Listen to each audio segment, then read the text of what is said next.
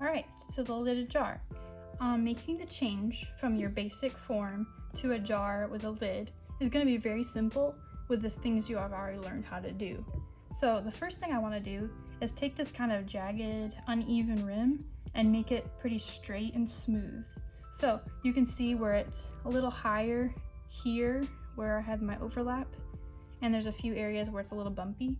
I'm going to start by using my needle tool and just gently scraping away this high part until it matches the low part. So I'm just running my tool along the flat rim, and when it hits the high part, I push down a little bit more to where it starts to pull that clay off the rim and leaves me with a little bit more of an even shape across of it. So my fingers make really great smoothing tools that are a little bit softer and more like detail oriented than this big rib. I could go around with a rib and smooth this rim, but it's very easy to accidentally cut or push too hard.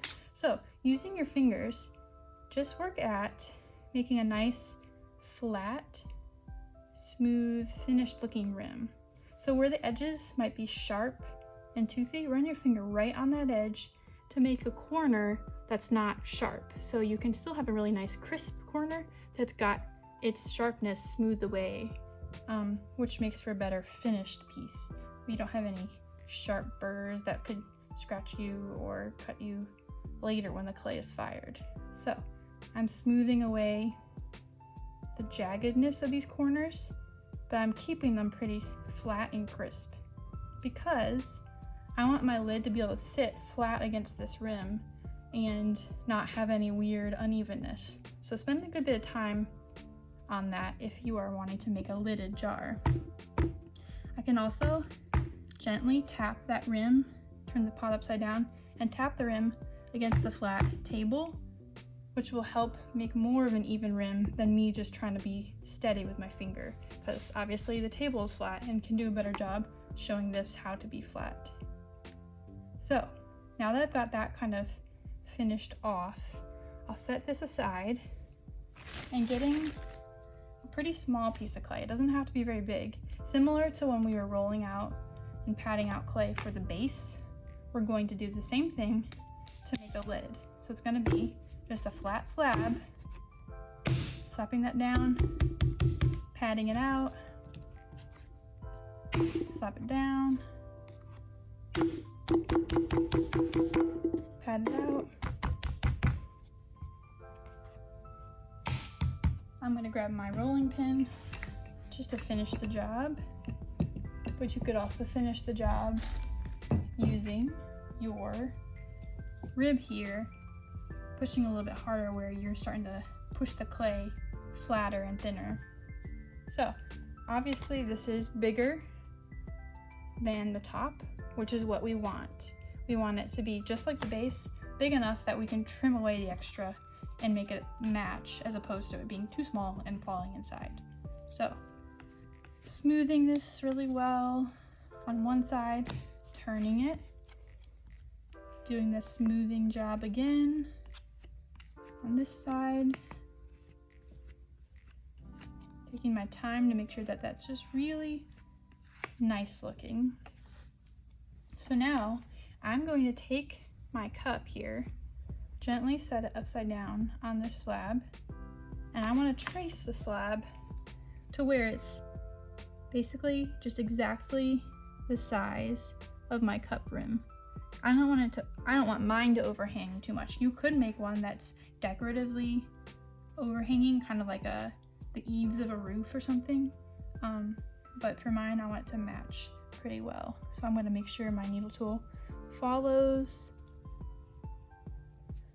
the tracing of the cylinder really well. And I can gently pick this up, set it back aside, pull away the scraps. So this is basically going to be my lid. Before I continue, I want to let it dry to a nice stiff leather hard, just like I did for the base of this cup. So while it's drying, I want to prep the next part of it. So in order to make a lid that's not going to just slide off, I want to make a little ring on the inside that will sit into the inside of the cup. So when you set the lid down, the ring falls in and keeps it from getting shaken out. If I just put this on top, it could just easily slide here and there, but I'm going to put this ring here in the middle, and that's going to create kind of a stop for it sliding off of the top of the jar.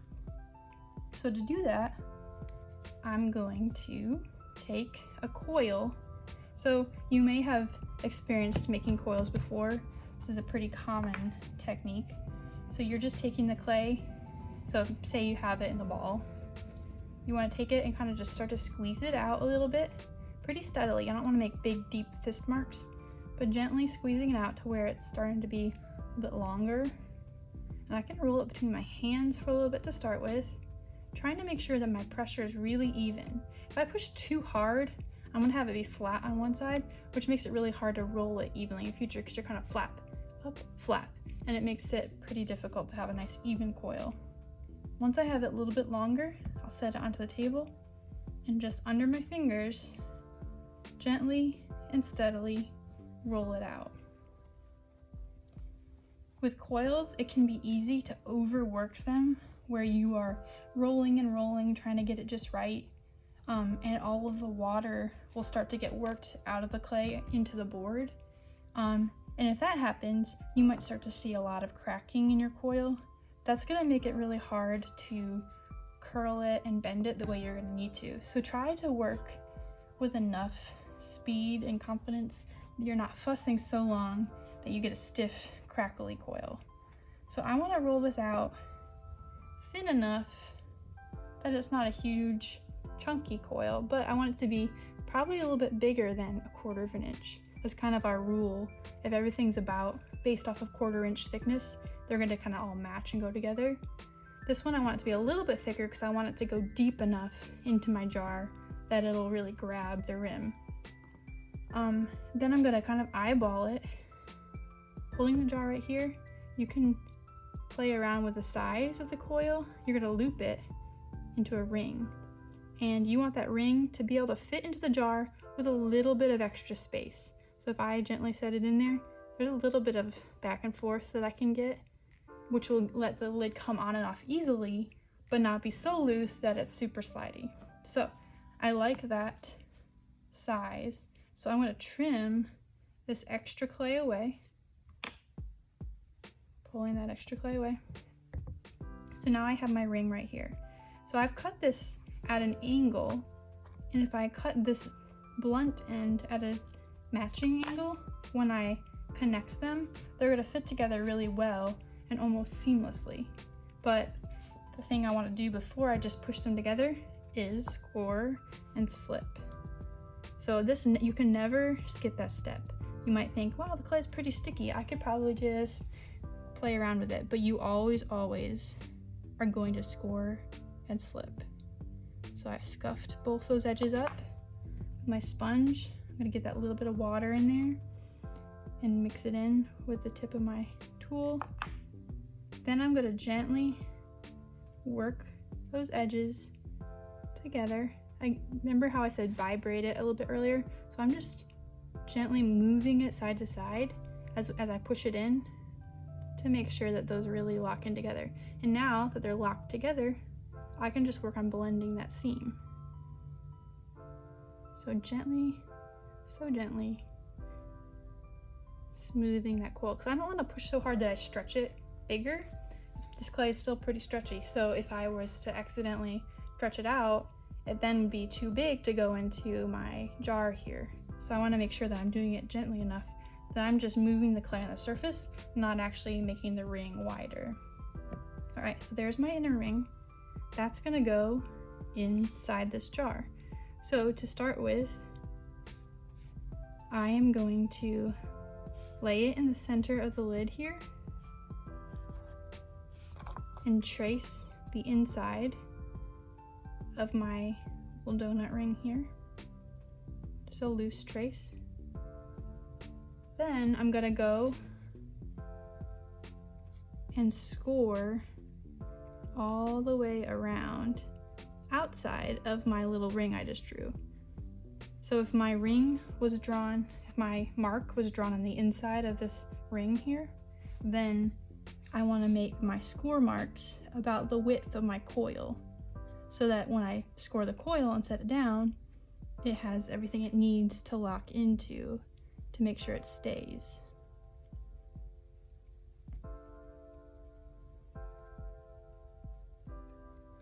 So scoring that really well.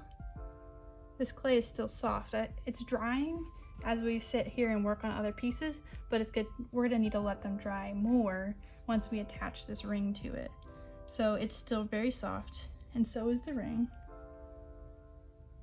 I'm gonna score my way around the whole top of the coil, just scuffing it up really well. No shortcuts here. You wanna make sure you do a really thorough job.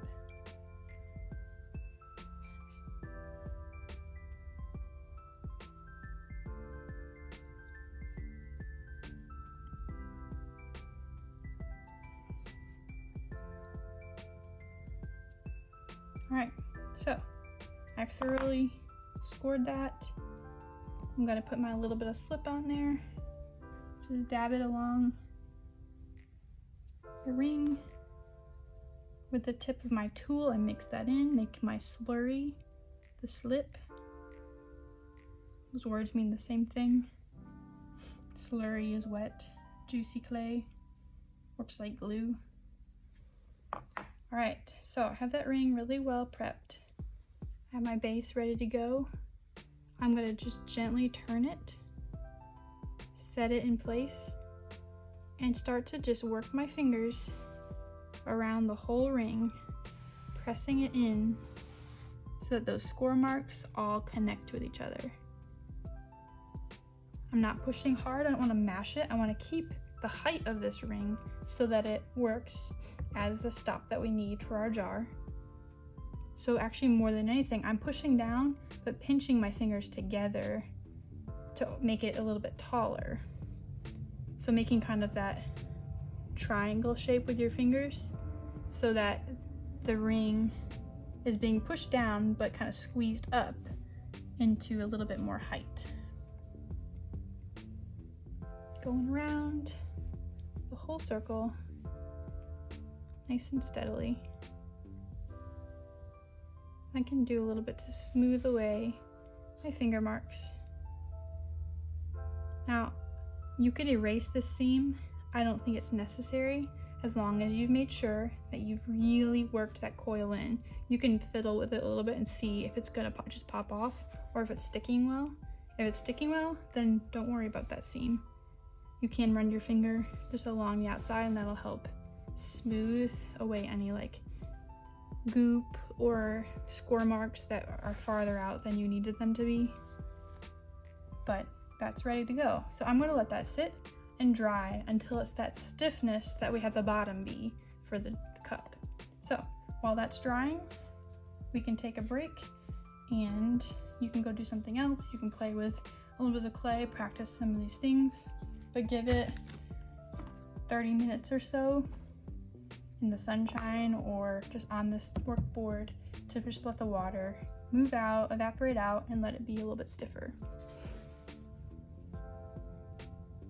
All right, so I've let this lid sit long enough that it's beginning to hold its own form. When I pick it up and I'm moving it around, it's holding that nice stiff, flat base there. So I've got my ring in there. I've got my cylinder all finished and ready to take the lid. Now we get to do the fun part, which is you can decorate your cylinder. You can carve into it and like make designs using the tip of your wooden tool. And we can take our lid and do something creative here because we need a knob, right? So knobs are one area where you can be incredibly creative. I'll show you two simple kinds, but you can make it as interesting or wild as you want it to be. It just needs to be attached securely. That's the only rule. So you could make some kind of sculpture that sits on top of this lid, like a bird or a, I don't know what your favorite animal is.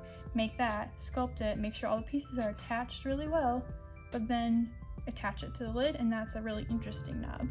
I'm gonna just show you a little loop knob and then a classic finial, which is kind of that just the classic circular knob that you can grab, kind of like a little ball. So to make a loop knob, I'm gonna roll out another coil. I want it to be thick enough that it's got some good substance to it. Here, it's a little bit thicker even than I used for that one we used for our ring here. So I've got my coil. I'm gonna just lightly touch my finger into the water and run it up and down that coil to begin to flatten it. Just a little bit. So you see that coil is beginning to get a little bit flatter. Turn it, do the same thing on the other side. Keeping those really nice round edges, but to the top and bottom are kind of flat. So from there, I can take my lid here and I can make a loop that's tall that you could hook your finger in. I can make it so it connects and then it's flat at the bottom and that attaches. I can make it so it's like a curl, like a circle that I set on the ring here and grab you can make a full spiral where you twist this all into itself. You want to score and slip that if you're going to do a spiral, but like a little snail almost. Put that on top. I'm going to make a tall arc like I showed you first for this demo, but the options are really endless, which is awesome. So I'm going to cut this down just a little bit so it's not overly big. I'm not throwing all these pieces around all the time.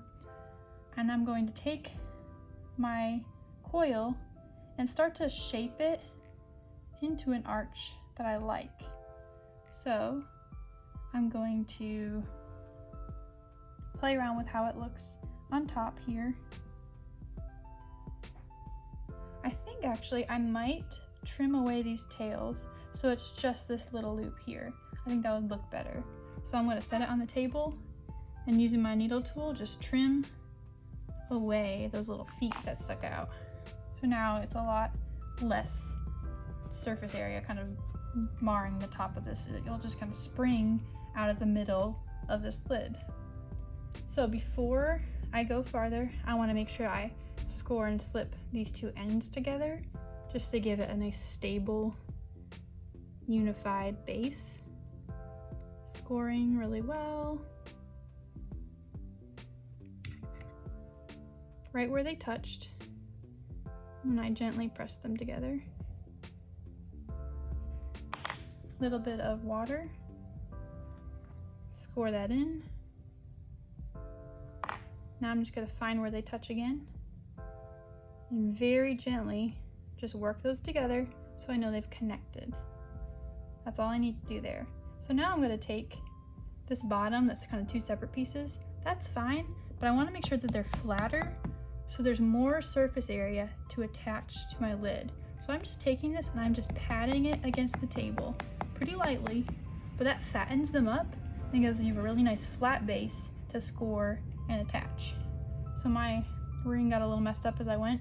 I can just hook my finger in there, make it tall again. It's gonna be great.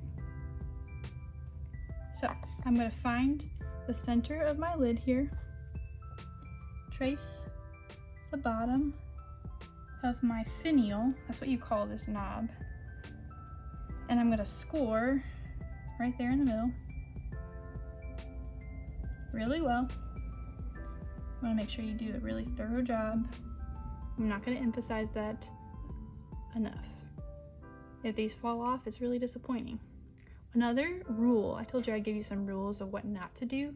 Don't make things that are very, very thin. So this is pretty thin and sticks out pretty far, but it's not paper thin. Like it's still a good 1/4 of an inch. If you're making things much thinner than that, they're going to be fragile as they're drying, and they're even going to be fragile when they're fired and hard. So I would recommend keeping everything you attach fairly thick still so that you have these nice thick ends to attach and you have a little bit more structure that will hold itself together and keep from just crumbling and breaking as it's drying. So here we are, ready to just gently press and work this base into the lid. So I want to make sure that I do a really good job getting those teeth of the score marks connected. to the score marks of the lid here. So I've got these little rough edges all along the bottom here. So I'm going to take my wooden tool, which is a lot less sharp than the metal tool, and I'm going to just gently grab and pull the clay. Grab it and pull it to seal all of those little corners and make sure that it seals off really well. There's no little holes there. It also makes it look nicer. So there's my lid. I've got a little loop knob, which is going to stiffen up as we go. I've got this lid. It's got its nice ring that fits inside the cup and keeps it from shifting too much. So I can shift it, but it catches.